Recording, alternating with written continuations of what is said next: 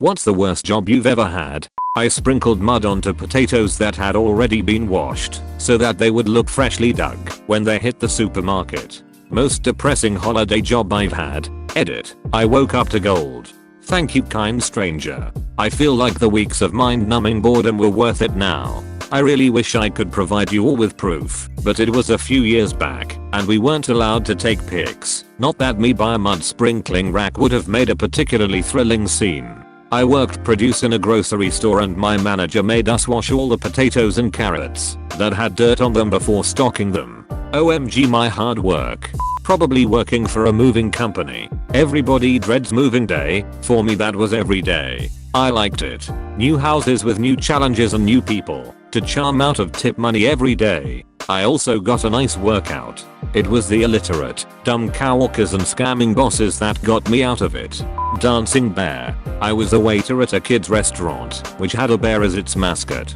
The new guy had to be the bear on their first day, which meant putting on a massive bear costume over our waiter's uniform, including a huge fur head that you could barely see out of. You were then led around the place to wave at the parents and play with the kids once per hour. If you spoke you were fired, as some of these kids were return customers who would recognize a waiter's voice. Wanting to impress my boss, I really hammed it up. I danced, I gestured, I goofed around, I sat on a mother's lap, I ruffled a father's hair, while he growled, "Get off me, or I'll stab you." The boss loved it so much that he made me be the bear every day I worked there, which would be great, except it was August and so hot that the restaurant's aircon broke. The bear suit hadn't been washed in the history of the restaurant, so served as a memorial to the sweat of 100 fallen waiters. Little kids would run headfirst at the bear and headbutt my testicles with depressing regularity, and all it earned me was the disgust of my wait team, who thought I was goofing off work by being the bear, since it was clearly easier than carrying 2 plates of reheated lasagne across the room and refilling drinks. I thought you were talking about a different kind of dancing bear. I worked at a slaughterhouse for a little while. They killed steers there, but got pork shipped in. The hams came in a gigantic cardboard vat, probably 5 feet wide and 4 deep. They were heavily waxed on the inside to make them waterproof, and had steel banding running around the outside kinned off like an old keg or barrel. Once we fished out most of the hams and trimmed them, there was always a couple feet of blood at the bottom. As the new guy, it was my job to dangle over the edge with a meat hook in one hand, fishing for the remaining hams and scraps. Usually it was about an hour in shoulder deep blood with your face next to the surface. I don't think I have any right to complain about my past jobs now. Lifeguard. It was hours upon hours of boredom intermingled with seconds of sheer terror. Glorified cleaners. Spend most of my time cleaning changing rooms and toilets with a bit of time on poolside doing jack all. In 4 years there was one rescue when I was on shift and I was mopping the floor in reception. Worked in a granite quarry. It was hell on earth. You know, in the old black and white movies where the prisoners were punished by making big rocks into smaller rocks with a 12-pound sledgehammer. That's sorta what I did for a living. Some parts of it were bearable, especially when I got to blow stuff up with primer cord. Touching your wires to the crane battery's positive and negative post and feeling the ground leap underfoot as you separate 40 plus tons of granite from the earth is ducking awesome. I just had to be careful and stay under the crane as debris from the explosion rains down. That was it. However, it was generally 120 degrees in the hole during summer and seemed to always be below freezing in the winter. Swinging a sledgehammer hundreds of times in these conditions is brutal. The only people that the hard physical didn't phase was my Mexican and Guatemalan coworkers. These dudes were superhuman. The heat didn't bother them. Hell, they would be wearing long sleeves in June when the temp dipped into the 80s. They were friggin' chilly. Also, that lazy Mexican trope is so much bullshit. I had to make them give me the hammer when it was my turn to pound in the wedges and the foot spikes. Otherwise they would keep the sledgehammer and start down the line again. Any normal man would be physically exhausted from swinging the sledgehammer dozens of times. Not my immigrant coworkers. They were beasts. That goes for the jackhammer too. I laugh when I see one person running one on TV. It takes 2 people to run them monsters. At least ours did. Enter the Mexican and Guatemalan supermen. I would turn my back for 1 minute, then feel the vibrations in the ground that you can feel when the jackhammer is, well, jacking. turn around and there would be an immigrant running it by himself, defying the law of physics. When I later found out they send upwards of 80% or more of their check back home to their families, my admiration grew. That was over 25 years ago. Much respect for these men. For me, however, I was in hell. Internship at a public relations firm in college. Was promised agency experience, writing opportunities, and valuable experience.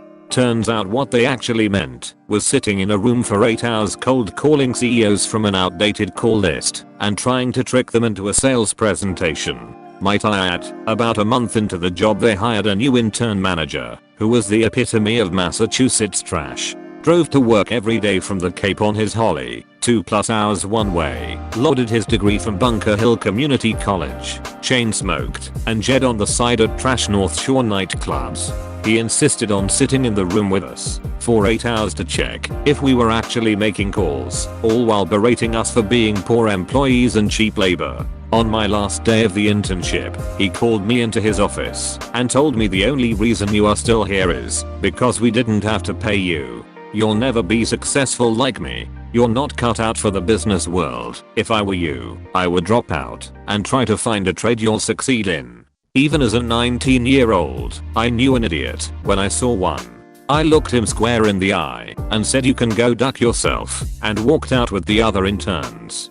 He then wrote a letter of complaint to my school to try and have my internship credit revoked, but luckily my advisor knew the situation and cut him out. Dana DJ, if you're reading this, I want you to know I took your advice and did my best to never become you. Hotel housekeeping. If it comes out of the human body, I've cleaned it up. I started in a by-the-hour motel when I was 14, owned by a woman who didn't bother with hazardous waste procedure and cleaned up what looked like a murder scene with nothing but bleach and kitchen gloves. I walked into that room and was absolutely positive that when I pulled the shower curtain open there was going to be a body in the bathtub. Thankfully there wasn't, just blood everywhere. Owner refused to let me report it, made me clean it, and I didn't want to get in trouble for bleaching a murder scene at 14, so I never did call the cops. The hotel owner definitely killed someone and made you clean it up. I've had crap jobs but nothing compares to this guy that called into a radio contest for worst job titles as his was chicken butthole remover. He stood on the slaughter line and made sure the carcasses were butthole free. If they weren't, he was to fix it. Tell us why you want this job. Well, I've always been passionate about not eating chicken buttholes, so I figured I could do some good in the world. Just making sure one family doesn't accidentally consume chicken anus is enough for me. Dealer in a casino. You learn a lot about different games and get to play cards all shift. You also make some pretty good coin with tips and whatnot. However, you get to meet some of the worst people on the planet. When people start losing money at your table, several hundred to several thousand at a time, suddenly that fun atmosphere becomes soul-suckingly tense, to the point of you better hope you're not walking alone when you're off tonight.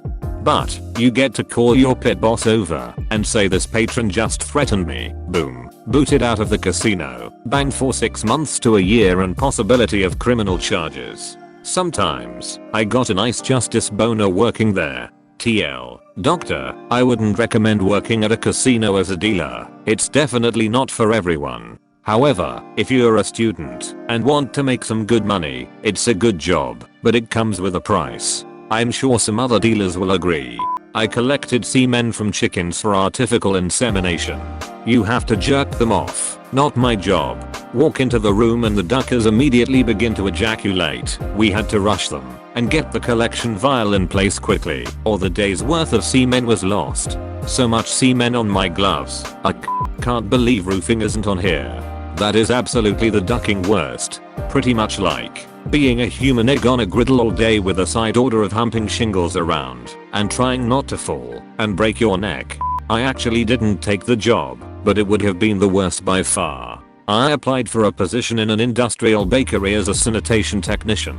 As advertised, the job would entail disassembling, cleaning, and reassembling equipment, but when I showed up for my interview, really an informal orientation, the nice lady told me I would actually be standing at one end of a conveyor belt and given one simple task: to pick up trays of bread coming off the conveyor belt, rotate them 90 degrees, and place them on a different conveyor belt. for the entire duration of my 12-hour overnight shift. It would nearly doubled my pay, but I just could not do it. I put my little hat back on and went back to rolling burritos. Even in the darkest, most horrible open to close days of my time at the burrito restaurant, I would console myself with the thought of that job and how much worse things could be. Pyramid scheme selling Kirby vacuums for in-house demonstrations. Got out of that within couple weeks. Well, I'm sure that sucked.